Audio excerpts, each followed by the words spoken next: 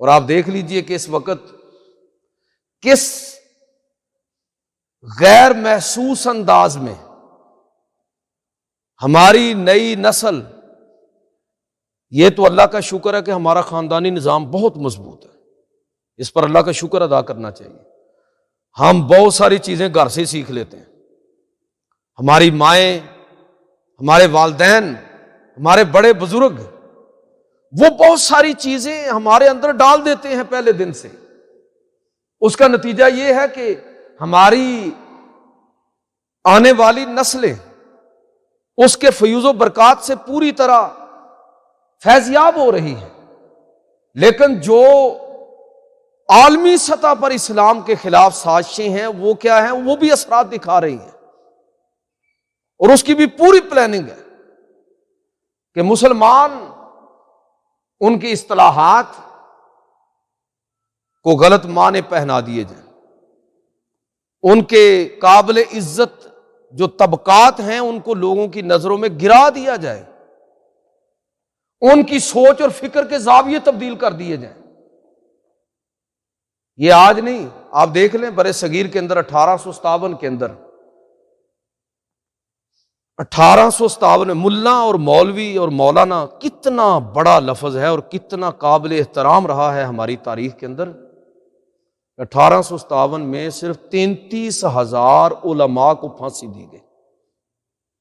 عام لوگوں کی تعداد الگ ہے، اس لیے کہ علماء قیادت کرتے تھے اور لوگ علماء کی باتوں کو سنتے تھے، اہمیت دیتے تھے۔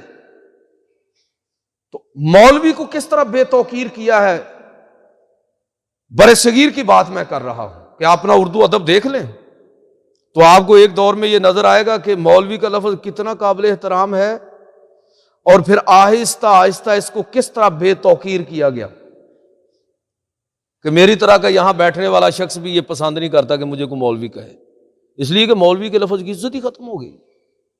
میں یہ بات نہیں کرتا کہ کیوں ختم ہوئی ہے، کیسے ختم ہوئی ہے، لیکن ایسا ہو گیا ہے۔ لیکن تاریخ آپ کی کیا ہے کہ مولانا محمد علی جوہر، مولانا شوکت علی جوہر، یہ کون سے مدرسوں کے پڑھے ہوئے تھے؟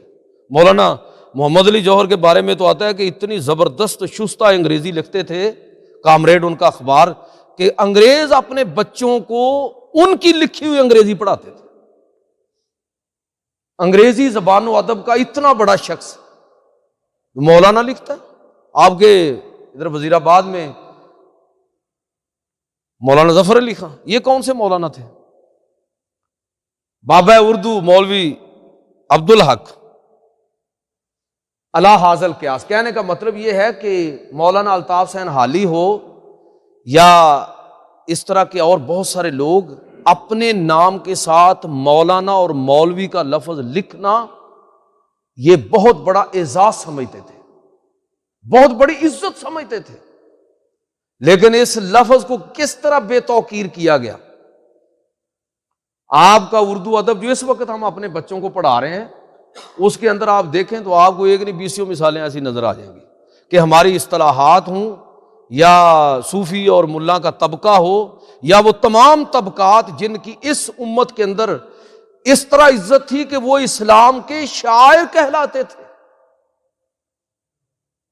وہ سارے کے سارے بے توقیر کیے گئے۔ یہ صلوات کا مطلب کیا ہوتا ہے؟ درود، سلام، دعا، عبادت، نماز، یہی ہے نا صلوات کا مطلب۔ تو آپ کو پتہ ہے کہ ہمارے اردو ادب میں صلواتیں سنانا، صلوات کا مطلب ہے گالیاں دینا۔ یہ جو آپ اس وقت پڑھ رہے ہیں بچوں، یہ کلکتہ کے اندر فورٹ ولیم کالج اس دور میں قائم ہوا، انگریز کے دور میں فورٹ ولیم کالج کلکتہ کے اندر اردو زبان کے فروغ کے لیے، اور اس میں باقاعدہ یہ طے ہوا کہ اردو کے اندر ایسے محاورے اور ایسے چیزیں داخل کی جائیں کہ اور اصطلاحات کا مطلب اس طرح بیان کیا جائے کہ مسلمانوں کی جو علامات اور ان کے شاعر ہیں وہ ان کی نظر میں بالکل بے توقیر ہو کے رہ جائیں۔ تو صلواتیں سنانا گالیاں نکالنا، بسم اللہ کے گنبد میں بند ہونا، بسم اللہ کے گنبد میں بند ہونا تنگ نظری کی علامت ہے۔ دو ملا پر مرغی حرام، مولوی کا جو ٹوٹل کیلیبر ہے اس کی طرف اشارہ ہو رہا ہے۔ آنتوں کو کل واللہ پڑھنا یہ اللہ کے کلام کی توہین نہیں تو اور کیا ہے؟ آپ وہ محاورے تلاش کریں ذرا، یہ سارے کے سارے جس میں باقاعدہ طور پر علماء، اسلامی اصطلاحات اور ہمارے وہ تمام علامات جو ہمارے ہاں عزت اور احترام کی نگاہ سے دیکھی جاتی تھی، ان کی کس طرح بے توقیری کی گئی۔ میں جو بات کہنا چاہتا ہوں وہ یہ ہے کہ یہ آج کی نہیں، ایک مدت سے اس بات کی کوشش ہو رہی ہے کہ کسی طرح مسلمانوں کو، ان کی نئی نسل کو اسلامی شاعر کے بارے میں ان کی غیرت کو ختم کر دیا جائے۔